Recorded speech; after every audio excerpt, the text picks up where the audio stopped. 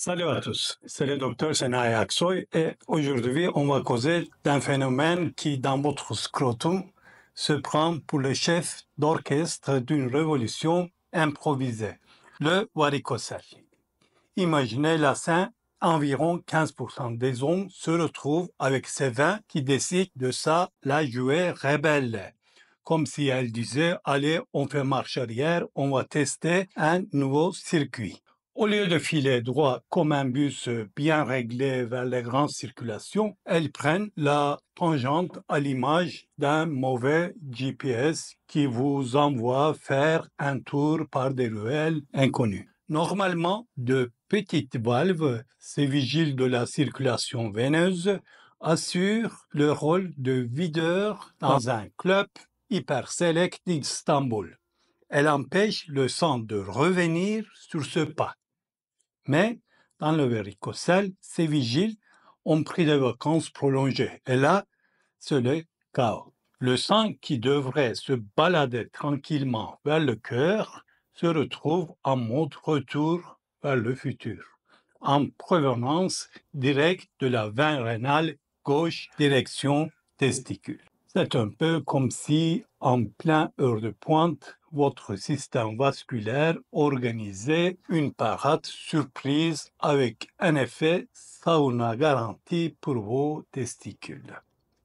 Et là, mes amis, on entre dans le vif du sujet. Imaginez vos testicules coincés dans une boîte de nuit surchargée. La pression monte, l'oxygène se fait la malle et la production de spermatozoïdes, elle se retrouve en grève. Résultat, vos spermatozoïdes se sentent comme des usagers d'un métro bondé un jour de pluie. Et avec le temps, le volume du testicule peut même fondre comme un kebab mal emballé. Sans parler de la chaleur excessive dégagée par ces veins, en fait, transformant vos testicules en sauna ambulant, ce qui clairement n'est pas la recette idéale pour une bonne fertilité. Et pour corser le tableau, imaginez que des toxines normalement destinées à filer en douce vers la grande circulation font un détour surprise par vos testicules comme un invité indésirable à une soirée.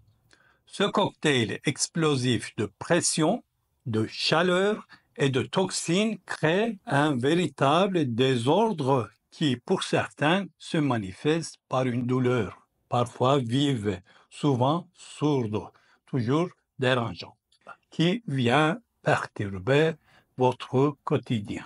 La grande question qui se pose est celle de savoir comment gérer en cas de fertilité perturbée. D'un côté, il y a ceux qui proposent d'intervenir, d'agir directement pour remettre un peu d'ordre dans ce chaos vasculaire. Parfois, on tente une approche mini-invasive qui vise à bloquer ces veins rebelles, une technique qui ressemble à une stratagème de ninja moderne, où l'on insère de petits dispositifs pour stopper le flux anarchique. Mais voilà, malgré toute la technologie et l'ingéniosité déployée, les résultats sur l'amélioration de la fertilité restent aussi incertains qu'un pari sur le temps à Istanbul. C'est comme si on essayait d'attraper un papillon avec des grands box. L'idée est bonne, mais l'exécution laisse parfois à désirer. D'autre part, il y en a qui disent s'il ne vaut pas mieux laisser faire la nature, en adoptant une approche plus calme, voire même philosophe. Certains préfèrent observer le varicocèle sans intervenir en se disant que si ce phénomène ne cause pas de douleur insupportable, pourquoi forcer la main de la médecine? C'est un peu comme accepter qu'un invité un peu trop bavard soit présent à la fête, sans pour autant que sa présence gâche l'ambiance générale. Puis, il y a l'option d'utiliser une solution sclérosante pour tenter de fermer définitivement ces veins en délire. Cette méthode qui consiste à injecter une substance capable de faire fermer les portes aux vins indisciplinés ressemble à une tentative de réparer un vieux meuble avec un peu de colle miracle.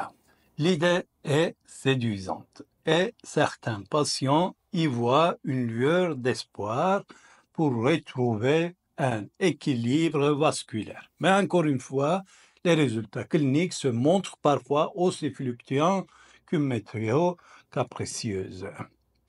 Enfin, la chirurgie qui se présente comme le grand final de ce spectacle.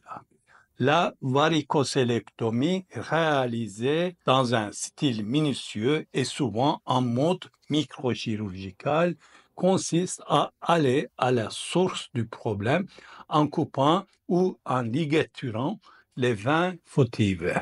Cette intervention peut, chez certains patients, réduire la douleur et améliorer ce qui est important, même si modestement, malheureusement, les chances de concevoir.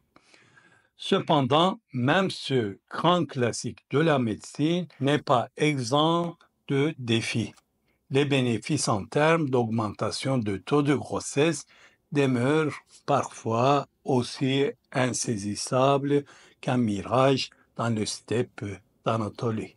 Au bout de compte, ce qui ressort de tout cela, c'est que le varicocèle est bien plus qu'un simple désagrément anatomique. Il représente un véritable casse-tête médical, un phénomène qui, malgré toute sa complexité, nous oblige à repenser la manière dont nous abordons l'infertilité masculine.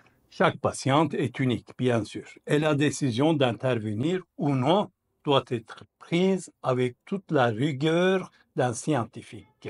En conclusion, mes amis, si la douleur vous transforme la vie en véritable feuilleton, opérez. C'est OK. Mais si vous espérez que l'intervention boostera magiquement votre fertilité, il n'y a pas de preuve solide pour ça. C'est un peu comme attendre qu'un kebab vous transforme en mini super-héros de la reproduction. C'est de l'illusion.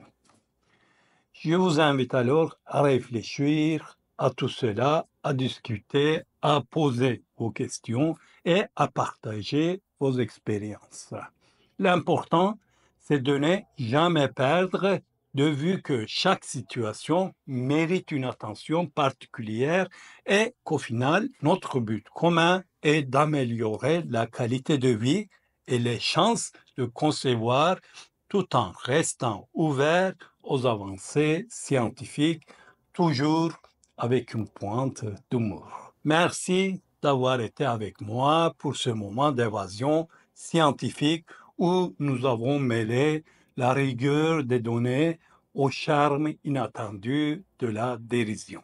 Restez curieux, restez engagés et surtout continuez à sourire même face aux défis les plus complexes de la médecine.